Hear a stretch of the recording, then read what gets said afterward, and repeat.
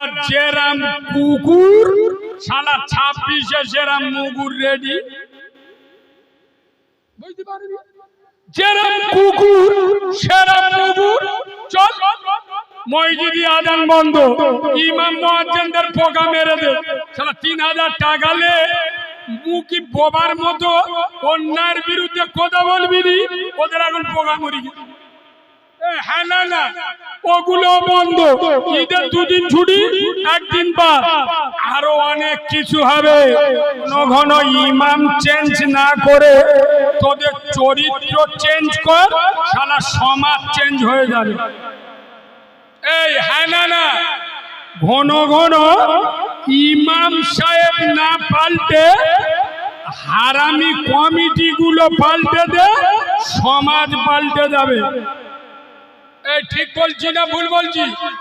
মসজিদের কমিটি যদি হয় বেনামাজি, সেক্রেটারি যদি হয় হারামখোর, মাতোয়ালি যদি হয় সুদখোর, তাই এমনি তো ওই মহল্লায় বজ্রাঘাত পড়বে।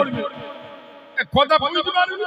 তোরা ইমাম পরিবর্তন না করে তোদের নিজেদের আচরণ পরিবর্তন কর, সমাজ পরিবর্তন হয়ে যাবে।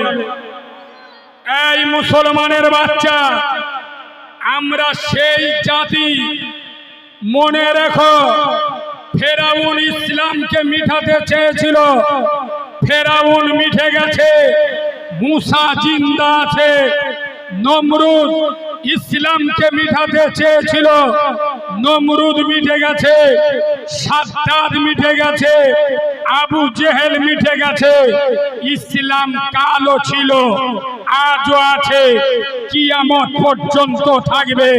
খোদার কসম, আমরা দুনিয়ার কোন নেতা কেতা ভরসায় চলি না, কোন সরকার, কোন মুখ্যমন্ত্রীকে ভরসাও করি না, কোন মুখ্যমন্ত্রীকে ভয়ও পাই না। আমরা ভয় পাই একমাত্র শুধুমাত্র আকাশের সরকার। তিনি কে? চিল্লে বলো। এই ভাঙড় ক্যানিং এর মুসলমান, আমি বাচ্চা মাওলানা কারিমুল্লাহ জাহাবি আল্লাহর নামের শপথ করে বলে যাচ্ছি, ভয় পাবার কারণ নাই। তোরা আল্লাহকে ভয় কর, খোদার কসম গোটা দুনিয়া তোদের থেকে ভয় করবে। তোরা আল্লাহর কাছে মাথা নত কর, গোটা দুনিয়া তোদের কাছে মাথা নত কর। আমি বললি তো এক্ষুনি আপনাদের গায়ে লাগবে। আমার ভাষাগুলো তো একটু বেঁকা বেঁকা, কিছু মোনা বেঁকে সহ্য হয় না। কেন জানে? আমি তো কাটা ঘাই নুনে ছিটে দিই। এই দেখে আমার মসজিদে খাট ভরে যাবে। কি খাট? কেন বলুন? যাদের হাঁটুই ব্যথা ওরা চিয়ান নিয়ে নামাজ পড়ছে, যাদের কোমরে ব্যথা বলবে তারা খাটে উঠে নামাজ পড়বে। মোল্লা এদের থেকে বিশ্বাস নাই। শোনো, মসজিদে যারা চেয়ার নিয়ে যাবে ফিকে ফেলে দেবেন। আর এগুলো বেশি করে কিছু মুরব্বি, এত ডেঞ্জারাস হারামি। এক একটা পূর্ণ হাজি যায়, পূর্ণ মুরব্বি দেখবেন মসজিদে আবার পাটি পিছে রেখে দেয়, যাই না। এটা এটা খলিল চাচার জায়গা। ঠিক বলছি না ভুল বলছি? কেউ যদি দাঁড়ায়, দাঁড়ায়নি, ওটা খলিল চাচার জায়গা। আরে মসজিদ তোর বাবে? মসজিদ জায়গা রাখা যায়? মসজিদ কারোর বাবে? মসজিদ কার? চিল্লে বলো। আল মসজিদুন বাইতুল্লাহ। মসজিদ কার?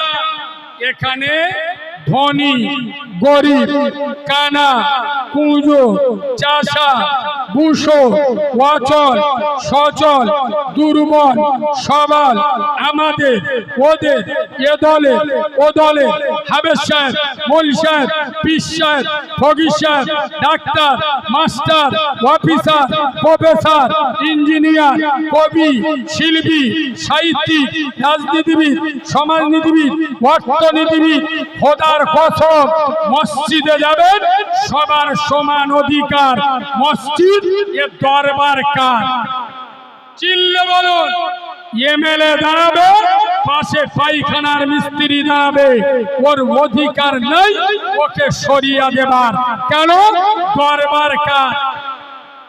কিন্তু আমরা বলবো বলবো শুক্রবার মসজিদে গিয়ে সিটিং বাস গোটার রকম দেখবে, পিছনে দিয়ালে হেলান দে, চার হাঁটু এক করে বসে বসে সারা ঘুইমে ঘুইমে নাল ফেলে নুঙ্গি যাইয়া ভিজে দে। তোর বলতে দেখ ঘুমুচ্ছিলি, আল্লাহ কি রে ঘুমুই পাক্কা সিটিং। এই শুক্রবার মসজিদে ঘুমোয় না ঘুমোয় না? আচ্ছা ঘুমুলি উঁচু থাকে না ভেঙে যায়? তুই তো ঘুমিস উঁচু ভেঙে, উঁচু খানা তো আর সেই ভাঙড়ে না, ঘরে করি না, মসজিদের পাশে তো উঁচু করে নামাজ। হ্যাঁ না না, উঁচু ভেঙে টাটকা উঁচু করে নামাজ না রে বাবা। ও মনে মনে করতে যায় ঘুমিছি উঁচু ভেঙে গেছে, আই যদি উঁচু করতে উঠি গ্রামের লোক মনে মনে করবে শালা পেঁদে ফেলে পেঁদেশ, ওই জন্যই উঠে উঁচু করে। ও দেখবে আল্লাহর ভয়ে নয়, মানুষের ভয়ে বিনা উঁচুতে নামাজ পড়ে। মসজিদ আল্লাহর, আল্লাহর ঘরে যাবে ওযু বানিয়ে বুক ফুলিয়ে সামনের কাতারে বসবে। কোথায়? জোরে বলুন। আমরা বললি এক্ষুনি আপনাদের রাগ হবে, কিরাম ওয়াজ করতেছে।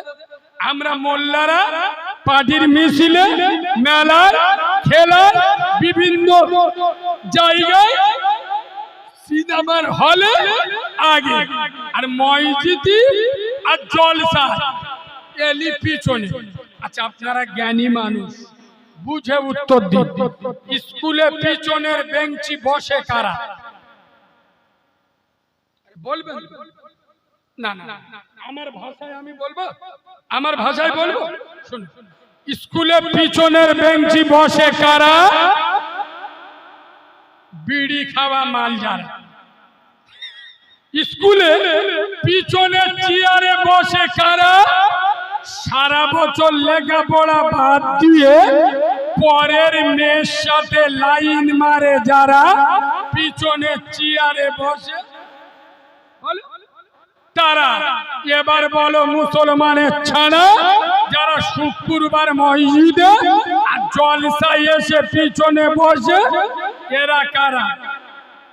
ওদের ভাইরা। খোদার কসম আমরা মনে মনে করি মসজিদ দুতলা তিনতলা করেছি মসজিদের উন্নতি হয়ে, আমরা মনে মনে করেছি মসজিদে এসি লাগিয়েছি মসজিদের উন্নতি হয়ে, আমরা মনে মনে করেছি মসজিদগুলো আপনার টালি লেগে দিছি মসজিদের উন্নতি হয়েছে। শোনো হরিয়ারপুরের মুসলমান, আমি বাচ্চা মৌলানা কারিমুল্লাহ জেহাদি নবীর মেম্বারে বসে বলে যাচ্ছি, মসজিদ তিনতলা নয়, মসজিদ 10 তলা করুন। মসজিদের উন্নতি না, মসজিদে টালি বসানো মসজিদের উন্নতি নয়, মসজিদে এসি বসানো মসজিদের উন্নতি নয়। তাহলে হরিয়ারপুরের মুসলমান কবে বুঝবে বা ভাববে মসজিদের উন্নতি হয়েছে? শুনে নাও, যেদিন দেখবে এই হরিয়ারপুর গ্রামের মসজিদে জুমার নামাজের থেকে ফজরের নামাজে লোক বেশি হচ্ছে, সেদিনে বুঝবে মসজিদের উন্নতি হচ্ছে। আমার ওয়াজ বুঝতে পেরেছেন না? জুমার নামাজের থেকে ভোরের বেলা যে নামাজটা হয় ওটা কিসের নামাজ? জোরে বলুন। জুমার নামাজের থেকে ফজরের নামাজে লোক বেশি হবে, সেদিনে বুঝবে মসজিদে উন্নতি হচ্ছে। বললি তো রেগে যাবে। মৌলবীরা ওয়াজ করে না, যারা সুদ খায় ওদের নামাজ হবে না, যারা মদ খায় ওদের নামাজ হবে না, যারা জেনা করে ওদের নামাজ হবে না। আমি কারিমুল্লাহ আজকের অন্য কথা বলে যাচ্ছে, আমার কথা প্রত্যেকে নোট করে নিন। শুনুন, আমি চ্যালেঞ্জ করে বলছি, চ্যালেঞ্জ। শোনেন, এই মুসলমানের বাচ্চা, সুদ খাচ্ছ, জম্মের খাওয়া খা। আমরা বললি তোরা সারবি নি, বেকার বলা, খা কিন্তু নামাজ পড়। মদ খাচ্ছিস, খা। তোরা জন্ম দেয়া বাপের কথা শুনি না, আমাদের কথা শুনবি। আগে তো তুমি মাল কোটা সপ্তাহে একাধবার মদ খেত, এখন আল্লাহর কি রে, 14 বছর 15 বছরের ছেলেরা গাঁজার কলকে টেনে টেনে মুখ দেখলি বুঝতে পারবে কুকুরের পুঁডের মধ্যে, সবসময় চোখ টেরা হয়ে গাঁজা খেয়ে ঘুরবে। শোনেন, এসব কথা মনে পড়ে না? সম্রাট সালাউদ্দিন আইয়ুবী, একবার সুবহানাল্লাহ বলো, জোরে সুবহানাল্লাহ বলো। ওনার বেটা, গুরুত্ব দিয়ে শোনেন, বিরাট শরীর অসুস্থ, মারা যাবে। ডাক্তার বলছে তোমার ছেলের শরীরে যা রোগ, সারাপ খেতে হবে তোমার ছেলে। এই জিনিসটা খেলে বাঁচলে বাঁচতে পারে। সারাপ মানে বুঝতে পারে কি? মদ। সালাউদ্দিন আইয়ুবী বলছেন, কি বলছেন? হ্যাঁ, মদ খেতে হবে তোমার ছেলেকে বাঁচাতে গেলে। তো মুরব্বীরা, গ্রামের লোকেরা বলছে জান বাঁচানোর জন্য খাবার চলবে। সালাউদ্দিন আইয়ুবী আলেমদের ডেকেছে, আলেম মাওলানা মুফতিরা এসে ফতোয়া দিচ্ছে, বাদশা সুলতান সালাউদ্দিন আইয়ুবী জীবন বাঁচানোর জন্য আপনার ছেলেকে মদ খাওয়ানো যেতে পারে। সালাউদ্দিন আইয়ুবী স্যাটিসফাইড নয় যে এরা হলো হানাফি আলেম। হানাফি মানে ইসলামের 4টে মজাব, 4 তরিকা। যেরকম আমরা হানাফি মজাব, আমাদের ইমাম 4 ইমামের বড় ইমাম, ইমামে আজম। আজম মানে বড়, ইমাম আজম আবু হানিফা রাহমাতুল্লাহ। এরকম ইমামে হাম্বলি, ইমামে শাফি, ইমামে মালিকি আর ইমাম আবু হানিফা। তো উনি যখন দেখলো হানাফি আলেমরা ফতোয়া দিচ্ছে, উনি আরো 3টে দলে, 3টে মাযহাবে মুফতিদের ডাক করলেন। 4 তরিকার, 4 মাযহাবে 4 গুট মুফতি, সকলে একই ফতোয়া দিল, সালাউদ্দিন আইয়ুবী আপনার ছেলে জান বাঁচানোর জন্য শরাব খেতে পারে। শোনো মুসলমানের বাচ্চা, সালাউদ্দিন আইয়ুবী কেমন মারদে মুজাহিদ, তার শরীরে কেমন বিপ্লবের রক্ত ছিল। সালাউদ্দিন আইয়ুবী প্রশ্ন করছে আলেমদের, দাঁড়াও, আমার ছেলেকে যদি আল্লাহ হায়াত দেয় আর আমি এই মদ খাওয়ালাম না, মদ না খাইয়েও আল্লাহ আমার বাচ্চাকে বাঁচিয়ে দিতে পারে না? তা আলেমরা বলছে এটা তো অবশ্যই, মদ যদি নাও খাওয়ার আর আল্লাহ যদি বেঁচিয়ে দেয় অবশ্যই দিতে পারে বিনা মদ। আচ্ছা ঠিক, আচ্ছা তোমরা যে বলছো মদরা খাইয়ে দাও, এখন আমি মদরা খাইয়ে দিলাম, এখন আমার বাচ্চার আর হায়াত নেই। মদটা খাওয়ানোর পরে আল্লাহ যদি ইচ্ছা করে আমার ছেলেকে আল্লাহ মৃত্যু দিতে পারে না পারে? আলেমরা বলছে হ্যাঁ। তখন সালাউদ্দিন আইয়ুবী বলছেন বেরো, উঠে যাও, এখান থেকে চলে যাও। মদ খাইয়েও আমার আল্লাহ যদি ইচ্ছা করে মৃত্যু দিতে পারে, মদ আমার বাচ্চাকে বাঁচাতে পারে না। আর মদ খাওয়ানোর পরেও না খাওয়ালেও আল্লাহ ইচ্ছা করলে আমার বাচ্চাকে হায়াত দিতে পারে।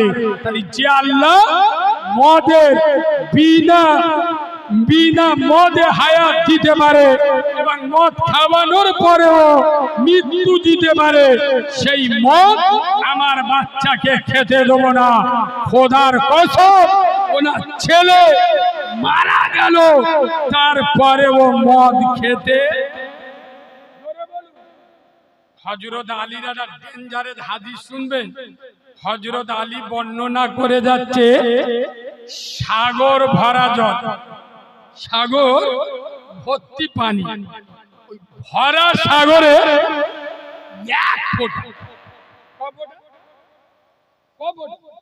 মাত্র এক ফোঁটা মদ পড়ে, সাগরের পানি শুকিয়ে গেল, ঘাস ভরে গেল। ওই ঘাস যদি কোনো ঘোড়া খায়, আমি হযরতে আলী ওই ঘোড়ার সওয়ারি জীবনে করব না। মদকে এত ডেঞ্জারেস হারাম ঘৃণা বলে হযরতে আলী মনে করত। শোনো মুসলমান, সেই মদ খাচ্ছ, খাও, নামাজ পড়ো, পরের মেয়ে চোখ মারতিছি, নামাজ পড়। চেনা করছিস, পরের বৌমার সাথে পরকীয়া প্রেম ভালোবাসায় জড়িয়ে আছিস, থাক, নামাজ পড়। বাঁদরামি করতে আসিনি, গায়ের জোরে বলছি না, দলিল দিচ্ছি শুনুন। আচ্ছা, একে কিভাবে বললি আপনারা সহজে বুঝতে পারবেন। দাঁড়ান, হ্যাঁ, আব্বা, একটা কাপড় জামা কাঁচা মেশিন, ওই মেশিনটার নাম কি গো? Washing machine. আচ্ছা বলে, ওয়াশিং মেশিনের কাজ কি? বলবে, ওয়াশিং মেশিনের কাজ কি? এই জন্যই তোমরা মার খাও। অর্ধেক বলো, অর্ধেক বলো না, পরিষ্কার করে বলো। ওয়াশিং মেশিনের কাজ কি? ময়লা পুরাতন জামা কাপড় ওয়াশিং মেশিনে ঢুকিয়ে দাও, পরিষ্কার বার করে দাও। ঠিক বলছি না ভুল বলছি? ওয়াশিং মেশিনে কেউ কি নতুন জামা কাপড় দোকান থেকে কিনে এনে আর ওয়াশিং মেশিনে দেয়? কথা বলে না। ওয়াশিং মেশিনে কোন জামা কাপড় দেয়? ময়লা পুরাতন, দিয়ে দাও, পরিষ্কার করে বার করে দেবে। তোদের আর কোন ভাষায় বোঝাবো? খোদার কসম, ওয়াশিং মেশিনে যেমন পুরাতন জামা দিলে ময়লা ধুয়ে সাফ করে দেয়, গুনাহগার নামাজে দাঁড়ালে আল্লাহ ওর গুনাহকে সাফ করে দেয়। এটা লেখা আছে কোথায়? কোরআনে বলেছেন, রহমানে বিশ্বাস করে মুসলমানে। কোরআন বলছে, ইন্নাস সালাতা তানহা আনিল ফাহশাই ওয়াল মুনকার। আল্লাহর কোরআন বলছে, তোরা নামাজে দাঁড়িয়ে যা, নামাজ তোর মদ থেকে বাঁচাবে, জেনা থেকে বাঁচাবে, সুদ থেকে বাঁচাবে, অন্যায় থেকে বাঁচাবে, জুলুম থেকে বাঁচাবে। তোরা নামাজে দাঁড়িয়ে যা। সোনার বাবাজি নবী বলে যাচ্ছেন, বিশ্ব নবী দুনিয়া ছেড়ে চলে যাচ্ছেন, আর নবী তার উম্মতের হাতে জান্নাতের চাবি দিয়ে যাচ্ছেন। নবী বলে যাচ্ছেন, as-সালাতুল মিফতাহুল জান্নাহ।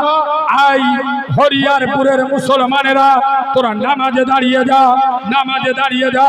as-সালাতুল মিফতাহুল জান্নাহ। তোরা নামাজে দাঁড়িয়ে যাবি, জান্নাতের তালাটা খুলে যাবে। আর একটু জোরে বলুন, আমরা সকলে নামাজ পড়ব? জোরে বলুন। কালকে ও মসজিদ ভেঙে ফের বাড়াতে হবে। হ্যাঁ, লজ্জা করো, শরম করো। 5 ওয়াক্ত নামাজ পড়ে না, শুক্রবার নামাজ পড়ে। এরম চিটিং বাজের সংখ্যা গ্রামে বেশি না কম? জোরে বলুন। সারা সপ্তাহ নামাজ পড়ে, শুক্রবার নামাজ পড়ে, সংখ্যা বেশি না কম? এদের একটু চাঁচা বাঁচতে যাচ্ছি, শুনুন। আমি কারিমুল্লাহ জেহাদি, খুব গুরুত্ব দেয়। আচ্ছা বাপ, আমার শরীর বিরাট অসুস্থ, ঠান্ডা মাথায় শুনুন। এখন আমি খবর পেয়েছি আপনাদের চন্দনেশ্বর বাজারে একটা ভালো ডাক্তার বসে, 2000 টাকা। কত? জোরে বলো। আমি গিয়েছি, ডাক্তার আমার সুন্দর করে দেখে বলছে, কালিমুল্লাহ ভয় পাওয়ার কারণ নেই, এই ঔষধগুলো দিচ্ছি, ভালো করে খাবে। এখন ভালো একটা অ্যান্টিবায়োটিক দিয়েছে, দিনে 3 বার, মানে একটা করে দিনে 3 বার। দিনে কবার? 3 বার। একটা ভালো কাশির সিরাপ দিয়েছে, 2 চামচ করে দিনে 3 বার। ওই P650 জ্বরের ওষুধ দিনে 3 বার। আমি ডাক্তার দেইকে ওষুধ কিনে ঘরে এসে বোর্ড ডাকতিছে, এই ডাক্তার দেখাল, ফি দিল, আমার ওষুধ আমার টাকা, গাড়ি ভাড়া দিল, ডাক্তার বাপের টাকা, আমার টাকা, আর ওষুধ ডাক্তার যেরকম বলবে সেরকম খাবো, বয়ে গেছে। আজকের একটা খাবো, শালা 1 সপ্তাহ পরে একটা খাবো। আচ্ছা তোমরা তো জ্ঞানী মানুষ, বুঝে বলো, ওর খেতি বলেছে দিনে কবার? বলবে 3 বার। ও যদি সপ্তাহে 1 বার খায়, ও খ্রিস্টান বাঁচবে না মরবে? জোরে বলো। বল ভাঙড় ক্যানিং এর মুসলমান, তোদের আর কোন ভাষায় বোঝাবো? কোন ভাষায় বললি তোরা বুঝবি? আরে রুগী দিনে 3 বারের ওষুধ যদি সপ্তাহে 1 বার খায়, ও খ্রিস্টান যেমন মরবে। বল মুসলমানের ছাড়া আল্লাহ আমাদের নামাজ ফরজ করেছে দিনে কবার? আল্লাহ নামাজ পড়তে বলেছে দিনে কবার? 5 বার। এরা বলতে আল্লাহ দিনই 5 বার নামাজ পড়তে বলেছে বলে পড়। আমার বেটা তো অঞ্চল সভা ধরলি ধুলো করত, আই নাকি দিনই 5 বার নামাজ পড়ে। আল্লাহ বলে বলে আমার পড়তে হবে। 4টে এনে গরুর জন্মদিন, 2টো পাটি বাচ্চার জন্মদিন, 10 বিঘে জায়গা, এসি রুম, কোনো অভাব নেই, আর আল্লাহ 5 বার নামাজ পড়তে বলেছে বলে আমি পড়বো? আমার একটা মান সম্মান নেই। সপ্তাহে 1 বার পড়বো। সপ্তাহে কবার? কি বার বলবে? ওয়াজ বোঝাতে পারছি, বোঝাতে পারছি? শোনো মুসলমানের বাচ্চা, দিনে 3 বারের ওষুধ, রুগী যেরকম 1 বার খেলি মরবে, যেসব হারামখোরের বাচ্চাগুলো, মুনাফিকের বাচ্চাগুলো দিনে 5 বারের নামাজ, সপ্তাহে 35 বারের নামাজ, সপ্তাহে 1 বার পড়ে, ও মুনাফিক গুলো জাহান্নামে যাবে।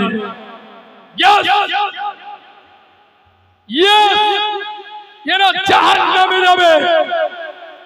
জুমার নামাজ পড়ে যদি জান্নাত পাওয়া যেত, শালা আমরা মৌলবীরা তো আগে 5 ওয়াক্ত নামাজ পড়তুম, কারণ সারা রাত জেগে পোকা মরে যায়, ফজরের নামাজ পড়তে বিরাট কষ্ট হয়।